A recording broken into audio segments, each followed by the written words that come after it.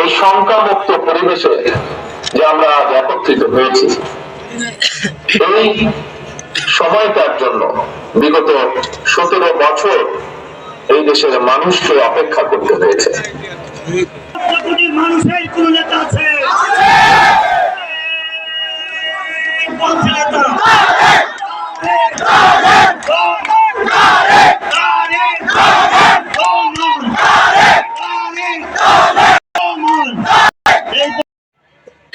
এই শঙ্কামুক্ত পরিবেশে যে আমরা আজ একত্রিত হয়েছি, এই সময়টার জন্য বিগত 17 বছর এই দেশের মানুষকে অপেক্ষা করতে হয়েছে।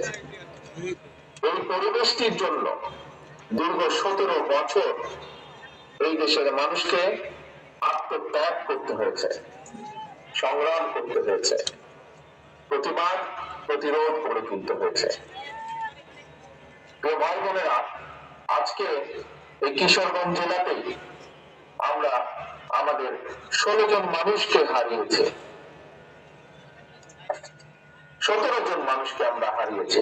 17 জন মানুষকে আমরা কিশোরগঞ্জের মানুষকে আমরা হারিয়েছি, যারা আত্মত্যাগ করেছেন এই দেশের মানুষের অধিকারের জন্য, নিজেদের জীবনকে আত্মত্যাগ করেছেন। 16 জন মানুষ আছেন যারা বিভিন্ন ভাবে ক্ষতিগ্রস্ত হয়েছেন শারীরিক ভাবে, যারা ভয় পাননি, পিছিয়ে যাননি, যারা দেশের মানুষের অধিকারের কথা বলাতে দিয়ে। এই ভাই বোনেরা, সারা বাংলাদেশে এরকম হাজারো মানুষ আছে, হাজারো শহীদ পরিবার আছে, যারা হাজারো শহীদ আছে, যারা আত্মত্যাগ করেছেন বিগত 17 বছরে। বিশেষ করে গত জুলাই আগস্ট মাসে হাজারো হাজারো মানুষ আছে যাদেরকে হত্যা করা হয়েছে শুধু ঢাকা শহরে। এর বাইরে বহু মানুষ যারা বিভিন্ন ভাবে ক্ষতিগ্রস্ত হয়েছেন। বিএনপি সহ বিএনপির শুধু 50 লক্ষ 60 লক্ষের মতো নেতা কর্মী যারা বিগত স্বৈরাচারের সময় বিভিন্ন ভাবে নির্যাতিত হয়েছেন, অত্যাচারিত হয়েছেন। বিএনপির বাইরেও বহু আরো রাজনৈতিক দল আছে যাদের সদস্যরা একইভাবে বিএনপির নেতা কর্মীদের মতো অত্যাচারিত হয়েছে, নির্যাতিত হয়েছে। ভাই বোনেরা, এই যে এত মানুষ শহীদ হয়েছেন, এত মানুষ আত্মত্যাগ করেছেন, এত মানুষ নির্যাতিত হয়েছেন, কেন এই মানুষগুলো আত্মত্যাগ করলেন, নির্যাতিত হলেন? কারণ একটাই, এই মানুষগুলো বাংলাদেশের মানুষের, সাধারণ মানুষের রাজনৈতিক অধিকার নিশ্চিত করতে চেয়েছিল। আমরা যে আজকে মুক্ত পরিবেশে কথা বলছি, এইরকম একটি মুক্ত পরিবেশের নিশ্চয়তা নিশ্চিত করতে চেয়েছিল এই মানুষগুলো। কিন্তু আমরা দেখেছি স্বৈরাচার দাবিয়ে রাখতে চেয়েছিল এই বাংলাদেশের মানুষকে। তো ভাই বোনেরা, এই বাংলাদেশের মানুষ দেখিয়ে দিয়েছে যে তারা গুলির সামনে নিজেদের মুখ পেতে দিতে রাজি। তারপরেও বাংলাদেশের মানুষ স্বৈরাচারকে মেনে নিতে রাজি না, এবং সেই জন্যই হাজারো মানুষের আত্মত্যাগের বিনিময় আজ আমরা এই বাংলাদেশকে পেয়েছি। 71 সালে যেমন লক্ষ শহীদের আত্মত্যাগের বিনিময় এই দেশ স্বাধীন হয়েছিল, আবার 2024 সালের আগস্ট মাসে আমরা এই দেশের স্বাধীনতা, সার্বভৌমত্ব এবং মানুষের অধিকার নিশ্চিত করে স্বৈরাচারকে বিদায় করতে সক্ষম হয়েছি জনগণের সংগ্রামের মাধ্যমে, জন অভ্যুত্থানের মাধ্যমে। ভাই বোনেরা, এই যে এই আত্মত্যাগ, এই যে বিসর্জন, এটিকে আমাদের ধরে রাখতে হবে, এটির মূল্য আমাদেরকে দিতে হবে। আজকে সমগ্র বাংলাদেশের মানুষ একটি নতুন প্রত্যাশা নিয়ে সামনের দিকে তাকিয়ে আছে, ভবিষ্যতের দিকে তাকিয়ে আছে। অর্থাৎ বাংলাদেশের মানুষ যে প্রত্যাশা নিয়ে সেই বিগত অতীত স্বৈরাচারের বিরুদ্ধে আন্দোলন করেছিল, সেই প্রত্যাশা প্রতিফলন ঘটাতে হবে। 1971 সালে যেভাবে মুক্তিযোদ্ধারা নিজেদের জীবন বিসর্জন দিয়েছিলেন এটি সামনের বাংলাদেশ তৈরির জন্য, একটি মানবিক বাংলাদেশ তৈরির জন্য, যে বাংলাদেশে মানুষ মুক্তভাবে কথা বলতে পারবে, যে বাংলাদেশের মানুষ তারা তাদের নিজেদের রাজনৈতিক অধিকার প্রয়োগ করতে পারবে, যে বাংলাদেশের মানুষ অর্থনৈতিক ভাবে মুক্তি অর্জন করতে পারবে, সেই বাংলাদেশকে আমাদের গড়ে তুলতে হবে। প্রিয় ভাই বোনেরা, আজ স্বৈরাচারের পতন হয়েছে, স্বৈরাচারের পতন হবার পরেও স্বৈরাচারের কিছু প্রেতাত্মা কিন্তু এখনো দেশে রয়ে গিয়েছে। আমরা বারে বারে বলেছি, আমরা বারে বারে বলছি, আবারও বলেছি, আবারও বলতে চাই যে আজকে লাখো জনতার আত্মত্যাগের বিনিময় যে অন্তর্বর্তীকালীন সরকার প্রতিষ্ঠিত হয়েছে,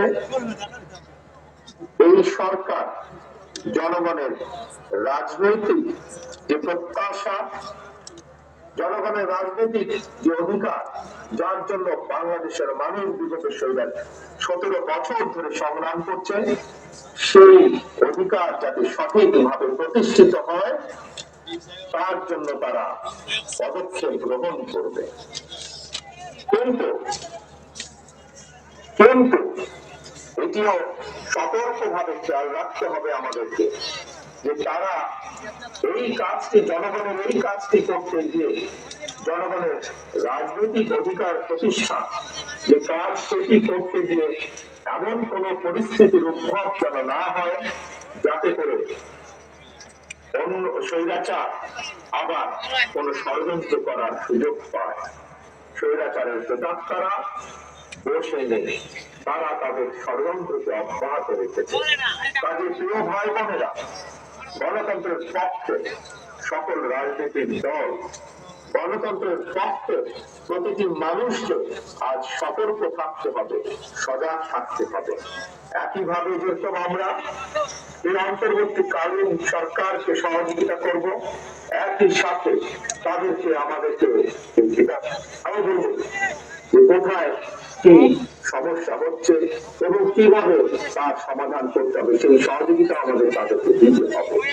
প্রিয় ভাই বোনেরা, আজকে সমগ্র বাংলাদেশের মানুষ প্রত্যাশা করছে, কি প্রত্যাশা করছে? যে তাদের প্রিয় দল বাংলাদেশ জাতীয়তাবাদী দল বিএনপি ইনশাআল্লাহ জনগণের সমর্থন নিয়ে আগামীতে সরকার গঠন করতে সক্ষম হলে বাংলাদেশের মানুষের প্রত্যাশার যে বাংলাদেশ, সেই প্রত্যাশার বাংলাদেশ গড়ে তোলার কাজ করবে। প্রিয় ভাই বোনেরা, গত কয়েকদিন ধরে আমি একটি কথা বলেছি, নিশ্চয়ই আপনারা সেই কথাগুলো শুনেছেন, বিভিন্ন জনসভায় আমি বলেছি। আজ আপনাদের সামনে সেই কথা বলতে চাই। আমরা একটি পর্যায়ে অতিক্রম করে এসেছি, যে পর্যায়টা ছিল স্বৈরাচারের পতন ঘটিয়ে দেশের মানুষের মুক্ত করা। প্রিয় ভাই বোনেরা, স্বৈরাচারের পতন হয়েছে, বাংলাদেশের মানুষ স্বৈরাচার মুক্ত হয়েছে। একটু আগে আমি বলেছি, স্বৈরাচারের পতন হয়েছে বলেই সকল বিপদ কেটে যায়নি, এখনো সামনে বিপদ আছে, আমাদেরকে এই ব্যাপারে সতর্ক থাকতে হবে। কিন্তু এর পাশাপাশি আমাদেরকে দেশ গড়ে তুলতে হবে, দেশকে ঐক্যবদ্ধ করতে হবে, দেশকে সামনে নিয়ে যেতে হবে, পৃথিবীর বুকে বাংলাদেশকে গড়ে তুলতে হবে একটি সম্ভাবনাময় দেশ, একটি সম্ভাবনাময় জাতি হিসাবে। প্রিয় ভাই বোনেরা, আমার বক্তব্যে আমি বলেছি যে শুধুমাত্র রাজনৈতিক মুক্তি হলে, রাজনৈতিক অধিকার প্রতিষ্ঠা হলেই সকল কিছু হয়ে যায় না। রাজনৈতিক ক্ষমতা অর্জন, রাজনৈতিক অধিকার প্রতিষ্ঠা পাশাপাশি আমাদেরকে বাংলাদেশের মানুষের অর্থনৈতিক মুক্তির সংগ্রামে জয় যুক্ত হতে হবে। বাংলাদেশের মানুষের অর্থনৈতিক সংগ্রামে আমাদেরকে জয় পেতে হবে। তাহলেই একমাত্র আমরা আমাদের যে আন্দোলন সেইটির কাঙ্ক্ষিত লক্ষ্যে আমরা পৌঁছতে সক্ষম হব। প্রিয় ভাই বোনেরা, বাংলাদেশ, আমি বিশ্বাস করি দৃঢ়ভাবে, আমার সাথে বাংলাদেশের বহু লক্ষ কোটি মানুষ বিশ্বাস করে, বিশেষ করে আজকে তরুণ প্রজন্মের যারা সদস্য তারা সকলেই বিশ্বাস করে এই বাংলাদেশটি এবং বাংলাদেশের মানুষ একটি সম্ভাবনাময় জাতি। এই বাংলাদেশ একটি সম্ভাবনাময় দেশ। শুধু প্রয়োজন সঠিক পরিকল্পনা, শুধু প্রয়োজন সঠিক নেতৃত্ব। প্রিয় ভাই বোনেরা, যদি আমরা রাজনৈতিক ক্ষমতা অর্জনের মাধ্যমে আমরা যদি সঠিক মানুষগুলোর হাতে এই দেশ এবং জাতির নেতৃত্ব তুলে দিতে সক্ষম হই, এই দেশের মানুষকে যদি আমরা সুযোগ করে দিতে পারি যে কারা তাদের নেতৃত্ব দিবে, সেই দায়িত্ব যদি আমরা মানুষের হাতে তুলে দিতে পারি, আমি ব্যক্তিগতভাবে বিশ্বাস করি তাহলে সেই দায়িত্বপ্রাপ্ত সঠিক ব্যক্তিবর্গ, সঠিক ব্যক্তিগণ এই জাতিকে সঠিকভাবে নেতৃত্ব দিতে পারবে। যেই নেতৃত্বের মাধ্যমে এই দেশের মানুষ একদিকে যেমন রাজনৈতিক অধিকার প্রতিষ্ঠিত করতে পারবে, একই সাথে অর্থনৈতিক মুক্তিও অর্জন করা সম্ভব সেই সঠিক ব্যক্তিদের নেতৃত্বের মাধ্যমে। প্রিয় ভাই বোনেরা, বাংলাদেশের প্রত্যেকটি সমগ্র বাংলাদেশ যেমন একটি সম্ভাবনাময় দেশ, ঠিক একইভাবে আমি বিশ্বাস করি বাংলাদেশের প্রতিটি অঞ্চল, প্রতিটি জেলা একটি সম্ভাবনাময় এলাকা। আমরা আজ কিশোরগঞ্জে এই জনসভাটি অনুষ্ঠিত হচ্ছে আমাদের। আমরা যদি কিশোরগঞ্জে দেখি, আমার সামনে যাতে আপনারা হাজার হাজার যে মানুষ আজ এখানে উপস্থিত হয়েছেন, এই জনসভায় উপস্থিত হয়েছেন, প্রায় প্রত্যেকে আপনারা এখানে হয়তো দু চারজন অন্য জেলার মানুষ থাকতে পারে, কিন্তু অধিকাংশ মানুষ এখানে কিশোরগঞ্জ জেলার মানুষ। কিশোরগঞ্জ জেলার সম্পর্কে আমি কিশোরগঞ্জ জেলাকে কিভাবে একটি বাংলাদেশের মধ্যে অন্যতম একটি সম্ভাবনাময় জেলা, আমি একটি কথা দিয়ে আপনাদের সামনে তুলে ধরতে চাই। ভাই বোনেরা, বড় মৌসুমে আপনাদের এখানে প্রচুর ধান হয়। আপনারা কি জানেন যে হাওড় এলাকায় বড় মৌসুমে যে প্রচুর যে ধান হয়, বড় মৌসুমে শুধু আপনারা যে ধান উৎপাদন করেন শুধুমাত্র কিশোরগঞ্জ জেলায়, সেটি সমগ্র বাংলাদেশের ভিতরে যে ধান উৎপাদিত হয় তার 16% ধান আপনারা উৎপাদিত করেন। তার মানে দেখুন কত সম্ভাবনাময় একটি জেলা। সমগ্র দেশের 16% ধান একটি অঞ্চলেই আপনারা উৎপাদিত করে। যদি সঠিক পরিকল্পনা গ্রহণ করা সম্ভব হয়, সঠিক পরিকল্পনা গ্রহণ করা যায়, যদি এই ধান যে কৃষক ভাইয়েরা উৎপাদন করছে তাদেরকে যদি রাষ্ট্রের পক্ষ থেকে সঠিকভাবে সহযোগিতা প্রদান করা যায়, তাহলে এই 16%কে আমরা আরো বেশি, হয়তো 20% আমরা করতে সক্ষম, 25% আমরা করতে সক্ষম। কৃষকদেরকে সঠিকভাবে যদি সহযোগিতা করতে সক্ষম হই আমরা। ভাই বোনেরা, আসুন এবার কিশোরগঞ্জে আরেকটি সম্ভাবনার দিক আমরা দেখি।